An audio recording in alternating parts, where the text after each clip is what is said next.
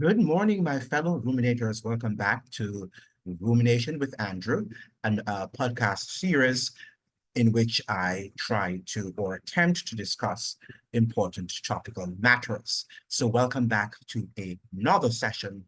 I hope that I can indulge your attention for a moment or two. Now, this morning, I am going to be looking at the history of Joe Biden's policy and their impact on Black people. A lot of times we tend to forget history and we tend to think that, to flow with the moment, to flow with the current, to flow with the wind. I think that is what many of us do.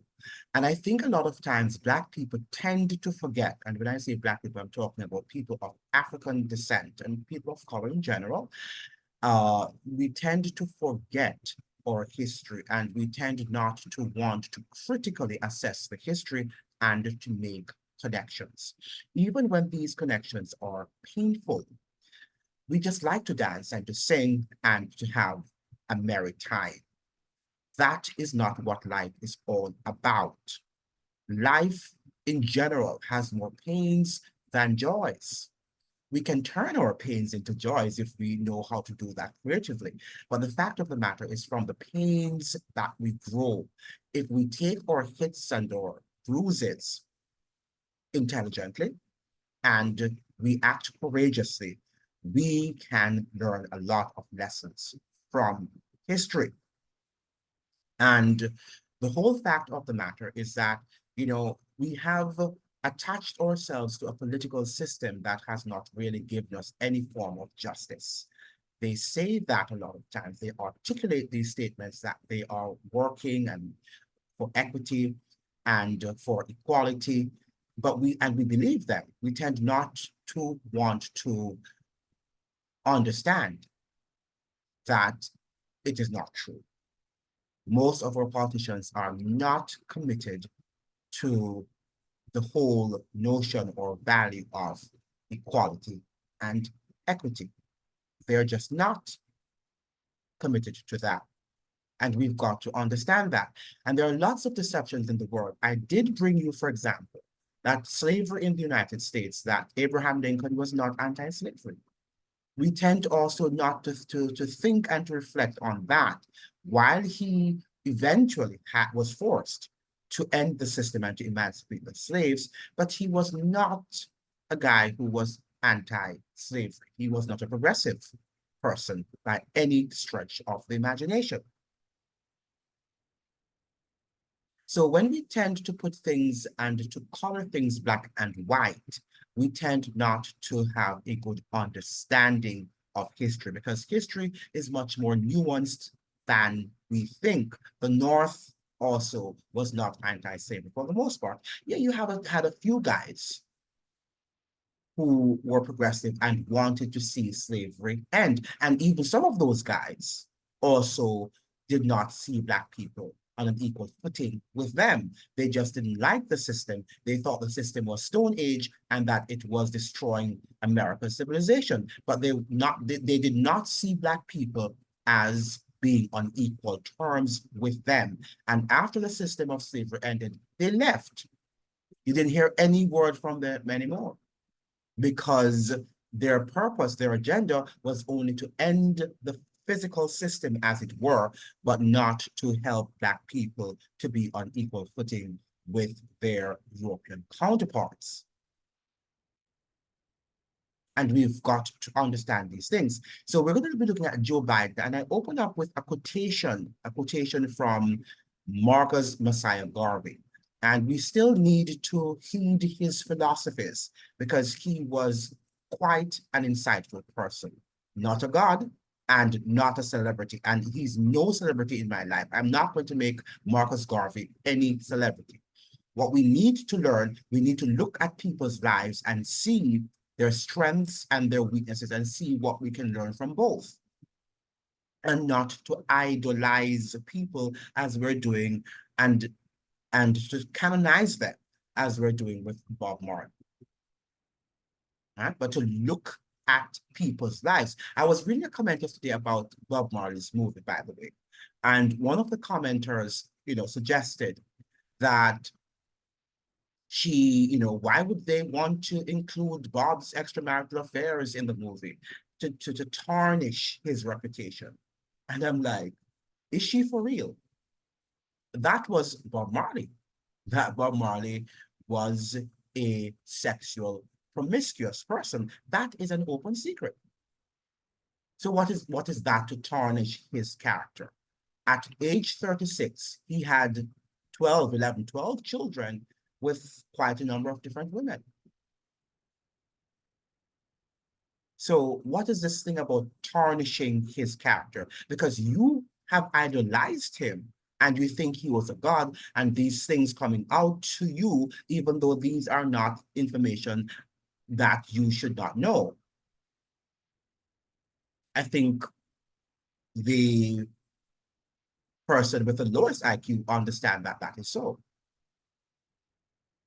But because you have put Bob Marley on a pedestal, you can't see beyond his humanity and the real person that he was. You can't accept that. And Bob Marley, as we have said on this channel, is or was a natural and normal human being, a flawed human being, a fallible human being, not an idol as they in Hollywood would like him to be.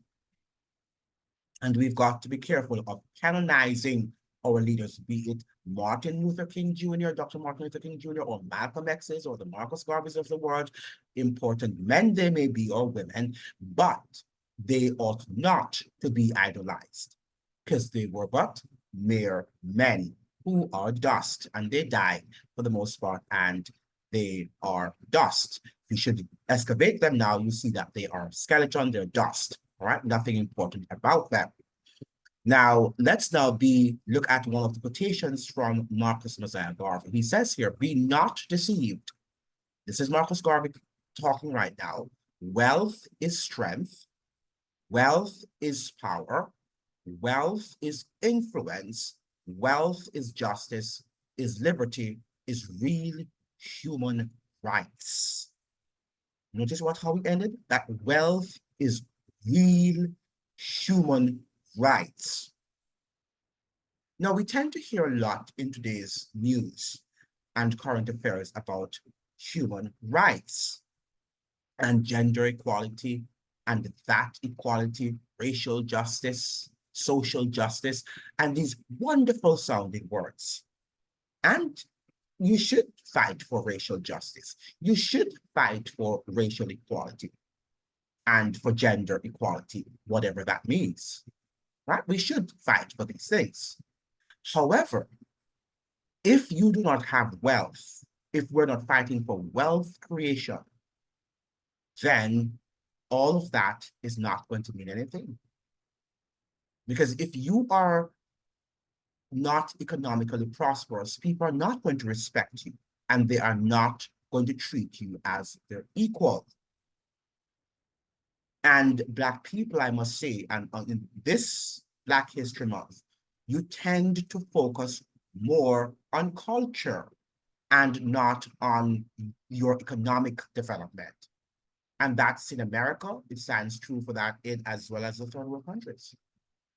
We tend to focus more or too much. We place too much emphasis on culture. And while that is important, then we should also develop an understanding of our economic culture, because that is what Marcus Garvey was all about, for the most part. He understood that if you wanted true political independence, or if you wanted racial justice and harmony, that you've got to have your own, you have to eke out your own economic policies and philosophies so that you can have a prosperous economy. Outside of that, no one is going to respect you for dancing and singing. So this thing about Bob Marley, for example, putting Jamaicans on the map is nonsense, right? Because you might be on the map, but as I'm suggesting to you, if you do not have a stable, prosperous economy, nobody will respect that country. Nobody will respect that country if the majority of its people are poor, which is the fact, by the way. So no amount of Bob Marley's movie and One Love and Let's Get Together and Feel All Right is going to give Jamaica the respect that had she carved out a sound economic system on which to build prosperity. Had she done that, then, of course, she would be respected on the world stage. Now, let's go to Biden. And we're talking about Biden's relationship with Black people, specifically Biden's historic relationship with Black people. And it has been a very rocky one, not a very impressive one. And we're going to look at the Intelligencer, and that is a part of the New York Times. I think it's the New York Magazine, and sometimes called the Intelligencer. Let me share my screen with you because it carries a very important history about Biden's relationship with Black people, Black Americans, African Americans. Let me share my screen so that we can have a serious discussion on this matter. Now, here is Joe Biden, and he is much younger here, and he says that the U.S. Senate crime bill, and this was sometimes in the 1990s, right, when he actually authored the crime bill, which wreaked a lot of havoc on the Black community, particularly Black males. And if you understand the importance of a strong Black male in the Black community and his leadership after the decade and the era of the Malcolm X's and the Dr. Martin Luther King Jr., the United States understood that if they had strong Black leaders, the whole system would have been threatened. Not to mention when Marcus Garvey was there. I think that J. Edgar Hoover styled him or described him as a threat to national security. Okay, so we must understand that any strong Black leader is going to pose a national threat to America's system because that person is challenging or will be challenging the status quo. Joe Biden once called state-mandated school integration the most racist concept you can come up with. And Barack Obama, the first sort of mainstream African-American who is articulate and bright and clean. He was a staunch opponent of forced busing in the 1970s and leading crusader for mass incarceration throughout the 80s and 90s. So this is a very interesting history. Uncle Joe has described African-American felons as predators, too sociopathic to rehabilitate, and white supremacist senators as his friends. And as of this writing, a plurality of Black Democrats want him to be their party's 2020 nominee. Now, this is a mainstream newspaper. This is not even independent newspaper, independent-leaning newspaper. This is a mainstream newspaper which is highlighting the historical foundations of Biden, Joe Biden, with his Black counterparts. So I don't want to tell me now that this is conspiracy, because anything that comes from an independent leaning source, it's conspiracy. Because you have been brainwashed to think that way. So I decided that let me choose something that's coming from a mainstream source that you think have all the facts, all right? And I think it's a very well-written piece, I must say. You find sometimes, now and again, a well-written piece in these mainstream sources. Whether Biden can retain that support after voters learn more about his problematic past could very well determine the outcome of the party's primary race. To explore that question, let's pick through the former vice president's hefty baggage on racial justice. And then the case for thinking that Obama's halo will prove to be the brighter than the shadow of Biden's record is dark.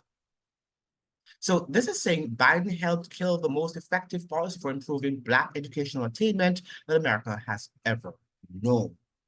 Joe Biden was for desegregating America's schools until his constituents were against it, right? So he was a pro, right, segregationist.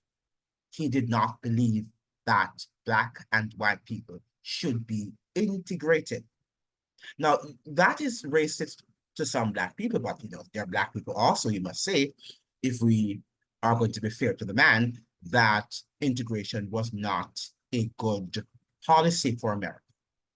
And I think that including Marcus Garvey, who thought that, Blacks and whites should live separately. They could live on the same soil, but they should have their own institutions. I don't think Marcus Garvey wanted that to happen if white people were more accommodating. But when he saw how belligerent they were, that's white people, he understood that there was no way that the two people are going to live on that soil and become integrated. And you can't force integration upon people because people don't like you to force them to do anything that they don't want to do. So that's the reason for which Marcus Garvey suggested that Blacks, and including Malcolm X too, should live separately on the same soil with their own institutions. But Biden is not suggesting that Black people should live separately because, he's suggesting that that is so that the Black people are inherently inferior, which of course Malcolm X and Marcus Garvey did not believe in that nonsense. But this is what Joe Biden believed, and this is the person that Black people voted into office in 2020. Because Trump is the only racist person in the history of America's politics. Because that is what you have been fed. And you still continue to believe that he is the most racist politician that you have ever seen in America. And that he is the foundation of what racism, he is a standard of what racism in America is all about. It is something that is so absurd, and that so-called intelligent people believe in that nonsense continues to boggle the mind. When the Delaware Democrat launched his first campaign for the Senate in 1972, the Supreme Court had just ruled that the Constitution required policymakers to pursue the greatest possible degree of actual desegregation, and that forcing white students to attend schools in Black neighborhoods and vice versa was a legitimate means of doing so. Being an enlightened liberal, Biden began his candidacy as an advocate for such policies. He accused Republicans of demoling the busing issue and appealing to white voters' ugliest instincts.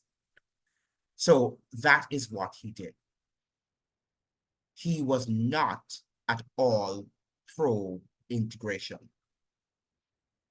Once in the Senate, Biden continued to triangulate, voting for most, though not all, of the anti-busing amendments that came before him.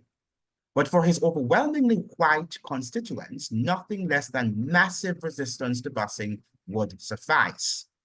The New Castle County Neighborhood Schools Association booed Biden off the stage at the events in 1974. 1 year later, the Delaware senator broke ranks with Northern liberals and joined his virulently racist North Carolina colleague, Jesse Helms, in voting to kneecap all federal efforts to integrate schools anywhere in the country. So not only in Delaware, but anywhere in the country. This is the history of the current president. And you might say, oh, well, those are years ago, and he might have changed. Let's continue to see if Joe Biden has really changed. So that was it. Let's go now. The NAACP called Biden's proposal an anti-Black amendment. The Senate's sole African-American member, Ed Brooke, called it the greatest symbolic defeat for civil rights since 1964. And the NAACP, they like to make a lot of wonderful statements, but sometimes you really wonder, how sincere are they? And for what purpose is their activism? Is it just political, or is it genuine? Because you have to understand also, not everybody who says he or she is an activist means that they're working for your interest or working in your interest. And you've got to understand that. But Biden helped his fellow liberals reconcile themselves to the wrong side of history by recasting integrationists as the real racist. And that's what they always do. They're always able to project their foibles and human weaknesses onto the other person, or the opponent, I should say. So everything that they're saying about Donald Trump, and some of which they are correct, and he has some real human flaws, but a lot of times they have worse than he does. And they project what they are going to do on him. So he's this fascist. He is this racist. He is this corrupt politician and corrupt businessman. But if you check Wall Street and the people who are behind Wall Street, he is not as half as corrupt as they are. But that is how politics work. And if they can brainwash you into believing that, then, and you believe it, then of course it's effective.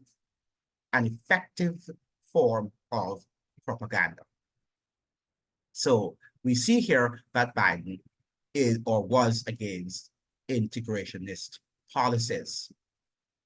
Now, let's look at as of 2007, Biden believed that this stance had aged well. In a memoir released that year, the soon-to-be presidential candidate derided busing as a liberal train wreck, right? Liberal train wreck in 2007. Education experts agree.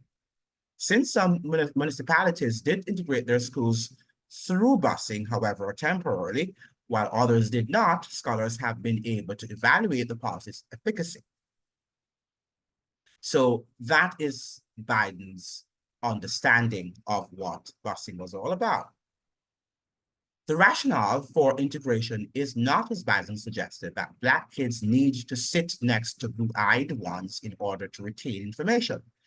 Rather, it is that in a racially stratified society, overwhelmingly African-American schools will almost inevitably be sites of concentrated poverty, underinvestment, and relatively low social capital. That is, places where children from low-income families will be unlikely to form connections with children from higher-income ones. Biden never ceased expressing his concern for Black children's inadequate educational opportunities, but he has done more to perpetuate them, or those inadequacies, than to remedy them. So people tend sometimes to highlight your weaknesses, but it's not to remedy them, as the article is saying here, not to provide some cure, but to even make them worse. And this is what you've got to understand about the man. Biden worked tirelessly over several decades to make America's profoundly racist criminal justice system more punitive than any other advanced democracies. This is a very profound statement, and something that should give you an understanding of who the man is and what he is all about. Try to ignore what you are seeing and hearing on the media, and look carefully at the people and the issues, not at the people particularly. I told you yesterday, don't look at the people. Look at the policies that they are formulating, that they are crafting. You've got to look at the policies. Look away from the man or the woman, I should say, that is running for political office and try to scrutinize as best as you can the policies that they are advocating.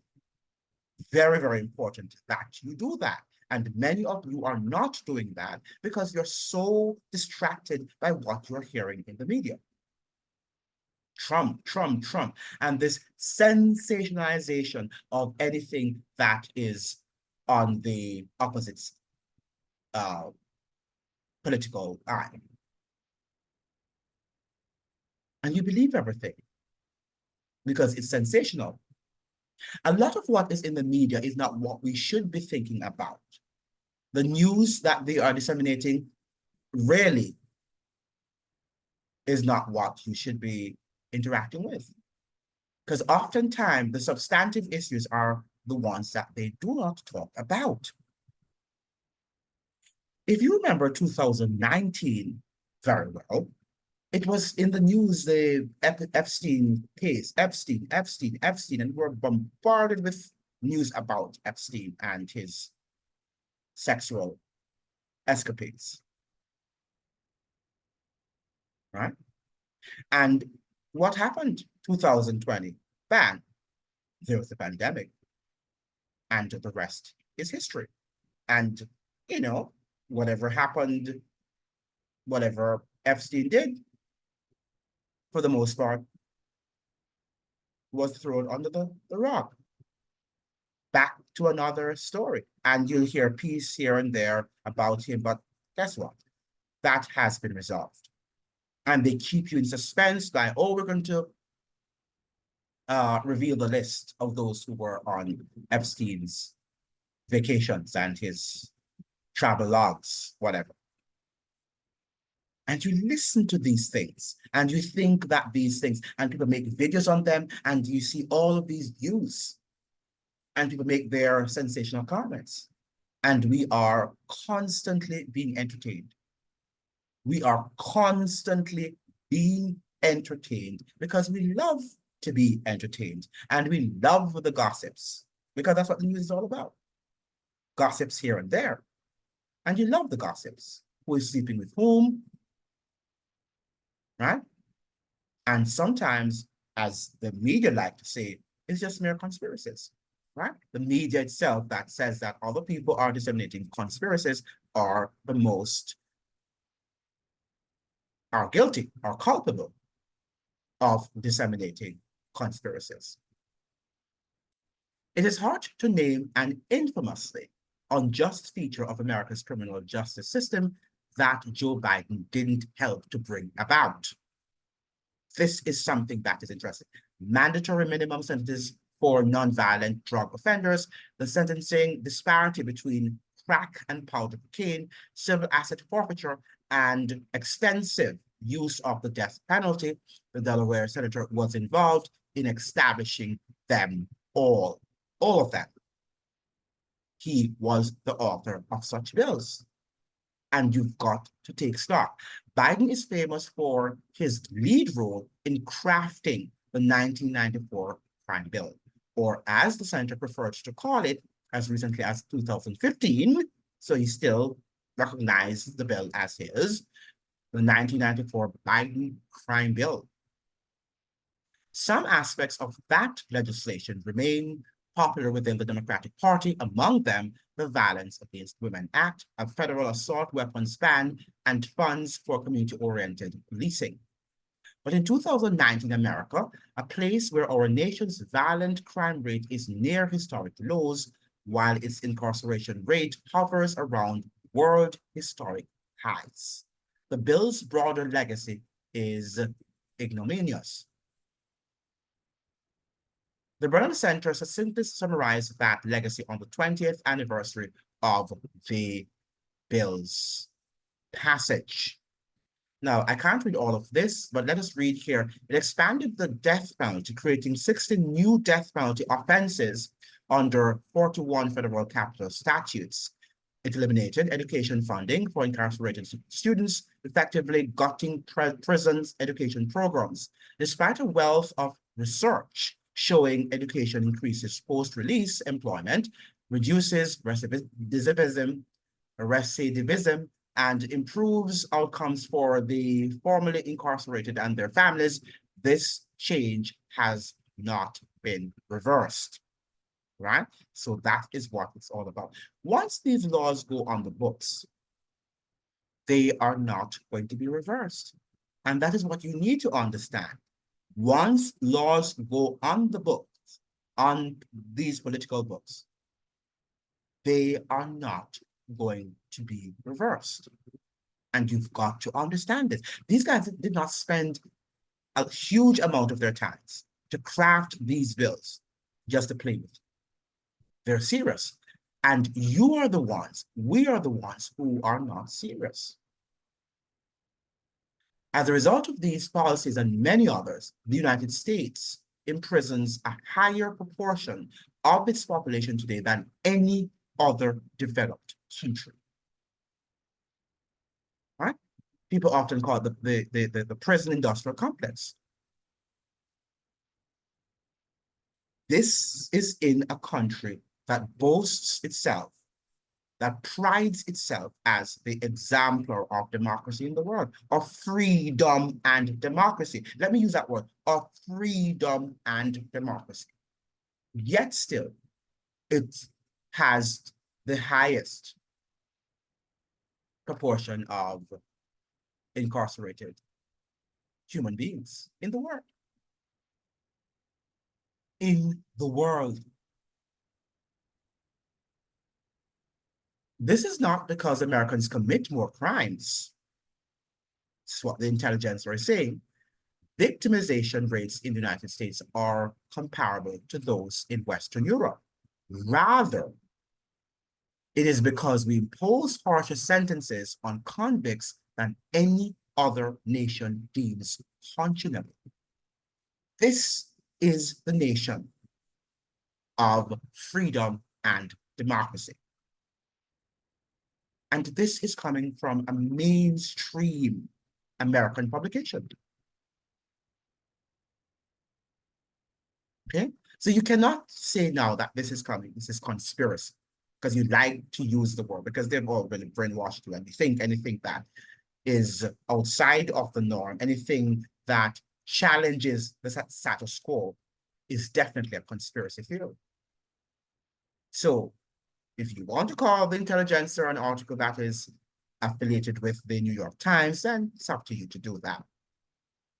As for the bulk, and sorry, not and, but and for the bulk of his political career, Joe Biden made mandating such sentences one of his defining causes. As a high-ranking member of the Senate Judiciary Committee, Biden didn't just craft the 1994 crime bill, he also ushered a variety of other draconian measures into law. All right? Look at what he did in 1981. As with busing, Biden leaned left on criminal justice early in his career. In 1981, he criticized Republicans for pushing longer sentences for non-violent offenders when prisons were already overcrowded. But as with busing, Biden was one of the first liberals to discern the rightward shift in public opinion on criminal justice. So they flow with the tide. Your political leaders flow with the tide, even if it goes against their principles, because they're politicians. They are politicians and they are opportunistic, and they will flow with the wind, the current of the wind, even when it is not in their constituents' best interest. And you've got to take stock. And quite possibly the most enthusiastic convert to the gospel of law and order liberalism. Right? I like the expression, the gospel, because it's about law and order. Right? And when you look at what is happening in Congress and the parliaments of the world, they're the ones who need to get some doses of law and order because they have forgotten who sent them to the parliaments and the congresses of the world. They have forgotten that fact. During the 1980s, Biden helped pass laws reinstating the federal death penalty, abolishing federal parole, increasing penalties for marijuana possession, expanding the use of civil asset forfeiture, and establishing a 100-to-1 sentencing disparity for possession of crack cocaine used disproportionately by poor non-white people and powder cocaine used disproportionately by rich white people. Biden's support for these measures wasn't a wholly defensive responsive to public outrage over violent crime. Rather, it was a proactive effort to capitalize on the electorate's increasingly draconian mood. Right? So it's because the members of his constituents believe so. He says, why not? Why not? Because this is what politicians do. And I'm not suggesting here that you should not respect your politician, because you should. Because I've often said that our politicians come from the people. And if the people in their constituency were morally upright, they would not be allowed to do what they're doing. But we're all suffering from moral bankruptcy. And we need to get back on track. We need to get back to that society, a society in which we valued moral principles. Now, let us look at this. In 1989, George H.W. Bush gave a national address outlining his plans to ramp up the war on drugs. Biden delivered the Democratic response and savaged the Republicans' plan to drastically increase incarceration for drug crimes from the right. So he was more interested to implement draconian policies to stop the flow of drugs. And now, when they're suggesting here that it's a war on drugs, it's a war on you. Right? All these wars are wars that have been waged on us, the citizens, because they've always made these problems worse, in spite of the billions of dollars that have been injected in these so-called wars. And you've got to understand that. But many of you are just sitting there thinking that, yes, they want to protect us. And they are trying to protect you and your children. Quite frankly, the president's plan is not tough enough. This is what Biden is saying. Bold enough or imaginative enough to meet the crisis at hand. Biden told the American people, in a nutshell, the president's plan does not include enough police officers to catch the violent thugs, enough prosecutors to convict them, enough judges to sentence them, or enough prison cells to put them away for a long time. This is the Joe Biden, right? At age 41, it appears. Right? So this is what this guy is all about. Now, and you've got to understand that I don't think that he has changed that much, has he? Now,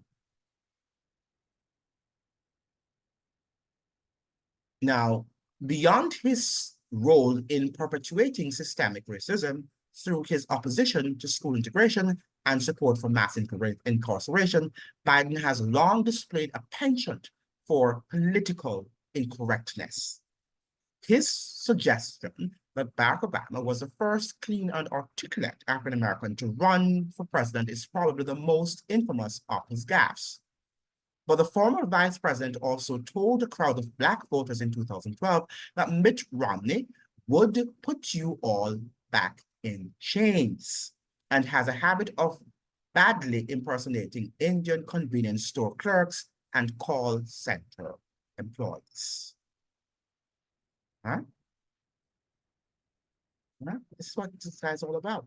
But Biden's most troubling racially tinged remarks might be those he does not regard as such. Specifically, the former vice president has long boasted of his warm and often legislatively productive relationships with white supremacist rather, Southern senators.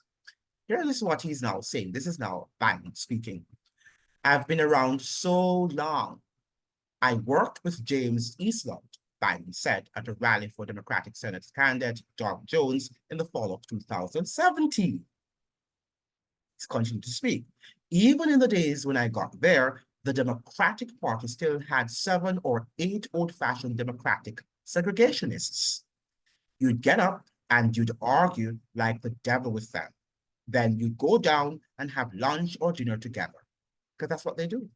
The political system worked. We were divided on issues, but the political system worked because it works against you and I. Right?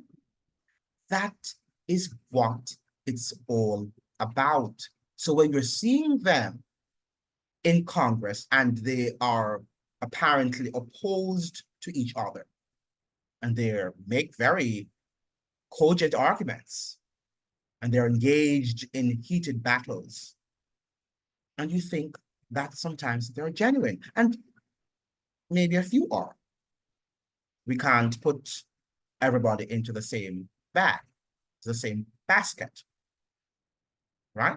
But I'm suggesting here that in many cases, they're not genuine. They're just debates to entertain you and to keep you engaged. But that when they go to the position, eventually when they win and they begin their jobs, you realize that nothing progressive is being done. And I think we're coming from that educational system where that is so true. Intellectuals or so-called scholars, remain behind the walls of these Ivy League institutions, right? And they chat and they formulate policies that have nothing to do with the realities that afflict us. Absolutely nothing. But it sounds good. And people debate in an abstract manner these abstract policies that have absolutely nothing to do with the sufferings of humanity. Biden's sentiments read like a satire of nostalgia for bipartisan comedy, laying bare the immorality and elitism inherent to celebrating collegiality for its own sake. So it's all about this doctrine of elitism in which they project themselves as being progressives, while at the same time, behind the scenes, they are working against you. So you've got to be very, very careful when you hear or listen to these elite policies. Needless to say, a political system in which a man who believed that his dark-skinned constituents belonged to an inferior race and must be quarantined to their own institutions to prevent the mongrelization of the white race was not one that worked for said constituents. Now, the question is being asked here, why Biden might well win the Democratic nomination with strong African-American support anyway, right? Even in spite of all of the things that he has done. And you need to read the article for yourself. I will attach it right at the end of my discussion. Now, last month, Emerson College polled South Carolina Democrats on their preferences for the party's 2020 nominee. Among African-American Democrats, there was little competition. Joe Biden boasted 43% of the demographics support. His closest competitor, Bernie Sanders, claimed a meager 15%. Kamala Harris's support sat at 9%. Emerson's findings are consistent with broader national surveys of the 2020 primary, which consistently paint Biden as the front runner, thanks in no small part to his popularity among Black voters. So Blacks continue to vote for him in spite of his sordid history. Because we tend not to think about substantive issues. We talk about culture and all the symbolisms that surround culture. So if you can give us some Black judges on the Supreme Court, and you can give us a female Black vice president, we're happy with that because we love symbolisms. Black people love symbolisms, just like the movie on Bob Marley, the biopic movie. Jamaicans rushing to think that this is going to be important for the country. And by the way, did you hear the young miss? That's one of Bob Marley's grandchildren. And she was intimating, I should say. She was intimating the fact, or suggesting here in a conversation with in an interview that she had in Canada, that the Jamaican politicians were just there gloating in the fame of Bob Marley when they had the biopic movie held a premiere that was done in Jamaica, that was showcased in Jamaica. They were there and they were proud to be associated with him, even though they did not like him. Well, the upper echelon of society did not like him before his fame, before his international fame. They didn't like him. In their eyes, he was a dirty Rasta. An uneducated, dirty Rasta. That's what he was in their eyes. And I think today, even now, they consider him to be that. And if his fame should leave him at this juncture, it would resort to the same thing. Right? But she said that she was not impressed, that with a lack of respect that our politicians and our elites, the Jamaican elites, have for Rastafarians, that they were just there at this biopic movie premiere with the prince and his princess, pretending as if they are with the man and his message. Well, the man is already dead, but at least his message, as if they're advocates for the message of social equality and social justice that Bob Marley disseminated through his music. And it's not all about one love, because you can't have love if you are abusing people. How are you going to love if people are constantly being oppressed? There is no love there, and you can't have peace. You can't have peace if the majority of your people are being economically and politically oppressed, racially oppressed. You will never have peace in such an environment. But our elites are telling us that, yes, by just listening to some Bob Marley songs and singing them and dancing to them, that will magically transform our societies into peaceful societies. Culture, culture, culture. That is what it's all about. And that's the same thing for African Americans. You just give some senators, some Black senators, and a vice president who is African American, and the Black issues and the Black problems will be solved. And that is utter nonsense. It's only for the professional advancement of the people who occupy these positions. But it means absolutely nothing to the poor African American who does not have a job or who's struggling to feed himself or herself and their families.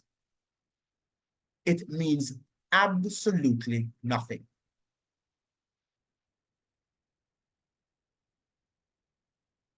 One answer is the Biden's apparent strength with such voters is illusory. The likely candidate is coasting off his name, recognition, and association with Barack Obama. So he's depending or was depending on Barack Obama when he won the last election. That was what he was about, right? Because that was the only thing he could do, because he has a very sordid history with Black people. Another explanation is that Black voters find Biden's heresies against racial liberalism forgivable. Do they really know about it, or they find them forgivable? The man might have played a leading role in opposing busing, but he was ultimately responding to mobilized majoritarian opposition that was all but certain to prevail no matter what position he chose to take. As for the mass incarceration, the crack epidemic was truly a scourge, and even many African American community leaders embraced the logic of tough on crime. And that's true. There are some people, African Americans, to whom you speak, and they say that it was a great time of insecurity, and they welcomed the effort by Joe Biden's crime bill. It's also conceivable that some portion of Black Democratic primary voters agree to this day with Biden's Clinton-era views on criminal justice. A significant minority of African American Democrats identify as conservative and indicate a broadly positive view of the policy. And that is true, right? There's nothing to argue with it about, because if people are not secured in their homes or on the streets, they are going to vouch for draconic policies to keep them safe. The only problem with that is that we have to attack the root cause. It's almost like getting a sickness. You need to get better now. And after you've gotten better, you can't just leave it and say, well, I took some drug and I feel better. You've got to look at the root cause of the illness. And Americans should have looked at the root cause of this whole matter of national insecurity at the time, rather than just sticking to a draconian bill. You have to look and attack the root cause of the problem. And if you look at the root cause, many of the people would realize that the politicians, the political economic elites are the real problems, right? Or the real problem, I should say. As is the case in so many American communities, the most prominent Black activist groups and public intellectuals tend to be both more ideological and more ideologically left-wing. And notice she's ideological, because that's what it's all about.